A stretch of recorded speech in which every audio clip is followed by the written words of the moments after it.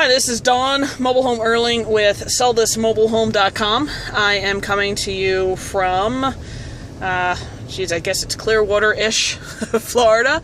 I am, again, back in Florida taking a look at some mobile home parks. This park actually is a park that once was quite nice. It had clubhouses and shuffleboard and all kinds of stuff, and now they have a big, huge advertisement up front stating that they have fixtures that you can get for as little as $300 down a month. And I guess the people in the community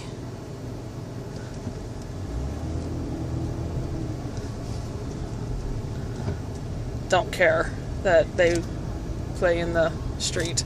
Anyway, they have fixtures throughout this community. So the thing that's kind of an indicator is when you see something like this. I mean, you see this house right here, right in front of us. Very, very nice home, well-maintained home.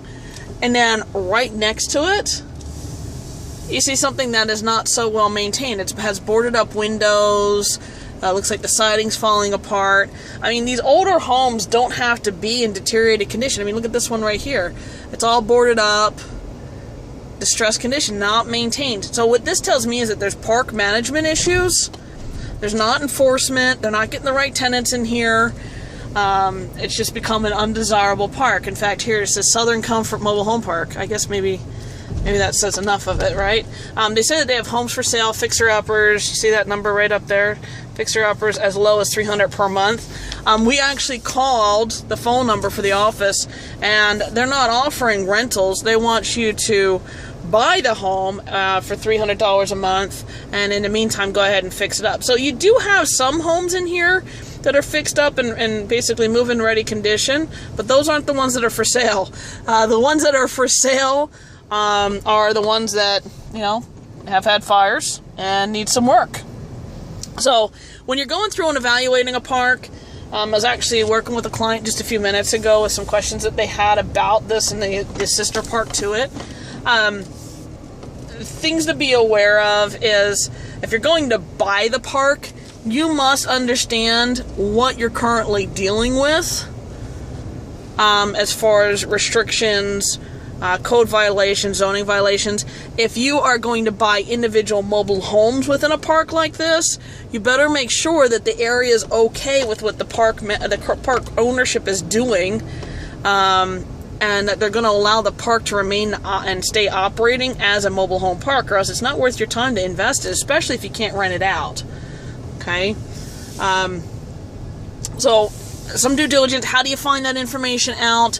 Talk to the code enforcement for the area. Talk to the zoning for the area. Ask them questions about what they think of. Say you're moving into an area, you're wondering if they might be able to give you some insight and perspective about a particular the particulars of the park. In some cases, the owners are planning on selling the park, and who knows what's going to end up happening within that park as to whether you're going to be able to continue to resell the mobile homes in that park at the same price, whether the quality is going to remain or whether it's going to be able to be improved, how easy it's going to be for you to be able to obtain homes in the community as well. And so those are some additional factors just to take in consideration. Could there be some great opportunity for us as mobile home investors in a park like this? The correct answer is yes. And the reason why that is that basically with a park like this, there are fixers, and a lot of times the seller is way motivated. Not the seller. The park owner is way motivated in having you come in and help with the repair costs, because they can't possibly afford all the turnaround costs on the homes, because there's too many, okay, to bring the thing back up to be able to have the rents that they can collect after they acquire it. And then the other thing is filling in the vacancies. You see the vacancy right there? A lot of times they can't afford the upfront cost to bring the mobile homes in, or they have restrictions on what they can bring in based off of what the original code was, zoning requirements were for this park. So there is some opportunity to be able to buy homes in this community, turn them around, resell them in the community. the thing is this, you need to always understand what is the value in the community. So how much can these homes be able to be resold for versus the amount of repairs that are required to get it up to habitable condition. The ideal, probably, if you're going to be spending a whole lot of money on the mobile home, or on the mobile home to get it up in move-in ready condition, livable condition, is probably being able to rent it out, and some parks are just not willing to do that because you're going to have your money coming in over time, plus also your finishing touches aren't going to have to be quite as nice, because in a lot of parks you are capped off with how much you can be able to sell for, because it's based off of what people are willing to pay for a home like that in that community. So just a few more pointers and tips as you're evaluating your mobile home parks, just like I am every single day. There's different nuances and different things to take in consideration before you start buying, okay? Definitely do your due diligence, ask plenty of questions, know what's going on within the community, talk to the park manager, talk to the people that are residents in the community, talk to the city officials, talk to the zoning officials, code enforcement officials, talk to people that are in the law enforcement department that are coming possibly into the area for calls.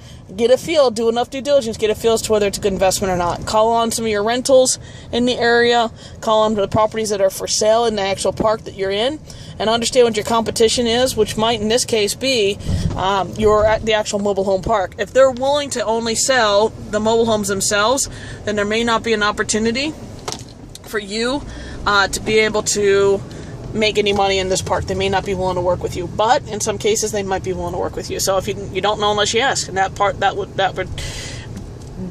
be dictated by the park manager and how receptive they are to working in conjunction with you.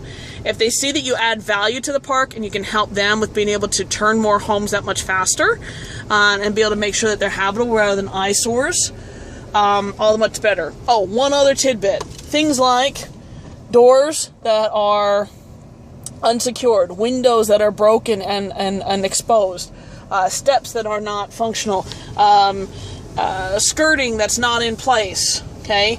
Those types of things could be warrant code violations and expenses for the park owner on a daily basis. I mean, weekly basis. I mean, they could just keep on slapping fines until those things are fixed and resolved.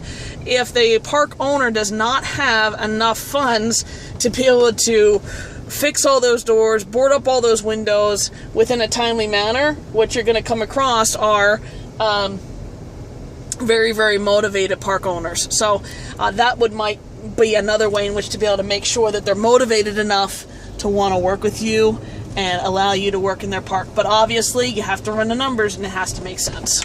This is Dawn Erling with SellThisMobileHome.com with another tip.